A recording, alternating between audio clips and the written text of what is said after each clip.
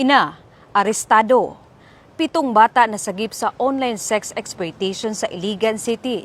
Nasagip ng Iligan City Task Force Against Online Sexual Abuse and Exploitation of Children ang 7 minor de edad sa isinagawang entrapment at rescue operation sa Barangay Tambakan, Iligan City nitong Enero 15, 2026. Inaresto ang suspect na si alias Jen na ina ng mga biktima pagkatapos umanong ialok online ang sarili nitong 1 taong gulang na anak para sa sexual na pagsasamantala. Nasagip ang mga biktimang may edad 1 hanggang 6 na taong gulang, kabilang ang isang child at risk.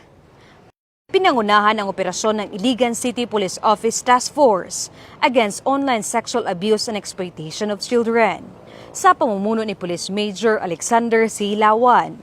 Katuwang ang Iligan City Police Office Station 4.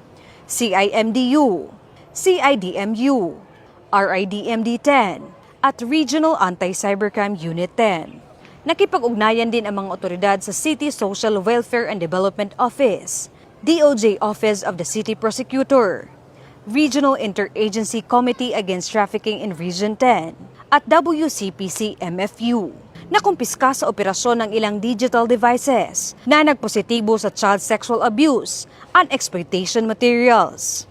Ang operasyon ay kaugnay sa paglabag sa Republic Act 11930, Republic Act 9208 as amended, at Republic Act 7610 o Special Protection of Children Against Abuse, Exploitation, and Discrimination Act. Agad na isinailalim sa pangangalaga ng City Social Welfare and Development Office ang mga batang nasagip, habang dinala ang suspect sa Iligan City Police Office Station 4 para sa kaukulang kaso.